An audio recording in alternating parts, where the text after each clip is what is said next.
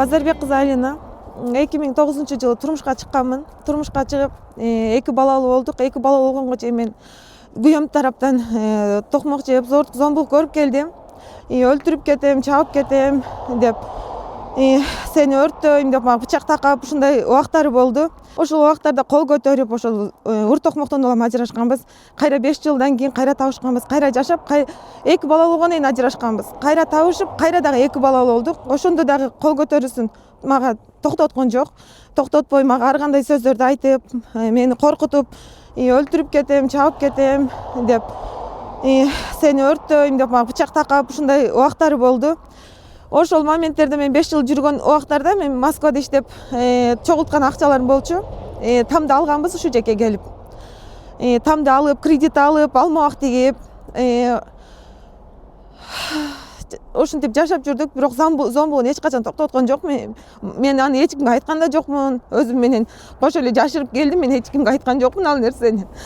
Анан ошентип жүрүп мага бычак менен бычак такап кол көтөрүп жүрдү. Асынам деп өзүн өзү ошентип жүрдү. Анан кийин токмоктон улам кайра биз 2024-жылы тамды алдык. Бул тамды алгандан кийин эл катары жашайлы деп бул жакта жашына кылып бала чака менен жашына кылып жашоо баштаганбыз биз. Жашоо баштагандан кийин дагы ошол токмок уру токмок боло берди. Биз ар кандай СМСтерди жазып коркутуп, өлтүрүп кетем, белиңди үзө чаап кетем деп. Ошо үйдө өрттөрдөн бир күн мурун мага бензиндин, бычактын сүрөттөрүн мага жөнөттү. Мен түнү менен уктаган жокмун, эжемдин үйүндө болчумун балдарым менен. Анан кийин эртеси күнү ошол мен участкойлорго сүрөттү жөнөттүп ушундай болуп атат, мени өлтүрүп кетпесин деп. Жүргүлө силер дагы барып ушу мектепте окуган кызымдын кийимдерин, балдарым кийимдери бүт ушакта болчу. Китептерди алайын деп мен үйгө келгенмин. Ошондо келгенде участкойлор менен келгенмин. Участкойлор менен келгенде участкойлордун көзүнчө эчти ачпай койду. Анан кийин мен бул жактагы бул айнек бар болчу, бул айнек ачылат. Биз аркасынан ачып эле бул китептерди алып алалы деп мен эметтим. Айнекти ачтым. Бул жакты айнегин ачканда эле тамбашта экен өзү. Ошо тамбаштан өрттү коюп, үйдү өрттөп ирди. Токтоп турасың. Ал өрттү койгон моменттерде биз тамдын аркасында болуп калдык. Мен менен кошо 3 теректин 2 участкой кошо болду. Кошо болгондо биз эч кандай үйгө кире албай койдук. Анткени үйдүн ичинен тамбашка чыга турган жер ушул жерден болчу. Сырттан эч кандай неме кыла албадык. Участкой тамбаштан крышаны талкалап, пожарныйларды чакырып, участкой өзү жардам бергенге аракет кылды, тиги үйдү өрттөдү деп. Анан кийин ошондо биз карасак уже колунда бычагы бар экен. Бычагы менен өзүнүн ичине сайып алыптыр бир жолу биз көргөндө. Андан кийин милицияларга айтып атты. Мени эметип койгула, Алинаны бир мен жакка чыгарып койгула деп. Бирок милициялар мени ал жакка жоготкон жок.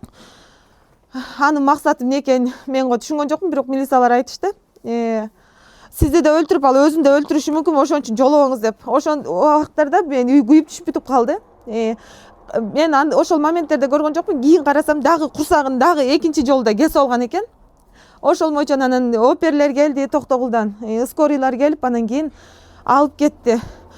Бирок мен азыркы ушул убактарда мен коркуп атам, өзүмдөн эле өмүрүмдөн эмес, мен балдарымдын да өмүрүнөн корком негизи эле. Анткени буга чейин мага да телефондор аркылуу дагы мага аябай коркутуп жазып келген, сени өлтүрүп кетем деп. Бир гана эле мен эмес, кызыңды кошо өлтүрөм деп жазган. Сенин башыңды кесип мен өзүм барчу жеке барам деп мага ошентип коркутуп жазып келген.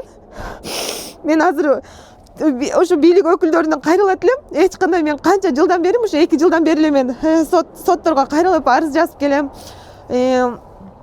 Милицияларга арыз жазам. Былтыр да кышындасы ушу мен үкөмдүн машинасы менен айдап жүргөндө келип машинаны да сүзгөн убактысы болгон. Сиңдимдин азыр өмүрү ушундай коркунучта турат. Сиңдим үчүн биз өтө ушундай коркунучта турабыз. Сиздердин жардамыңыздар биз үчүн чоң керек, абдан чоң керек. Ушул иш боюнча, зомбулук боюнча өз көзөмөлүңүздөргө аласыздар деп биз ишенебиз. Корком негизи эле ушул убактарда да азыр больницада жатат, кандай болуп кетет деп.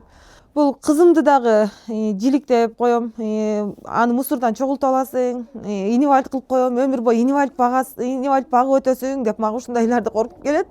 Балдары менен коркутуп келет. Мен азыр коркум, кызым мектепке да көп жөнөтпөйм. Аны директорлор да билет. Ошо мен корккон күндөрү эле мектепке жөнөтпөйм. Кайсыл күнү эмне болуп кетет деп эле. Ай, Кудайым ай.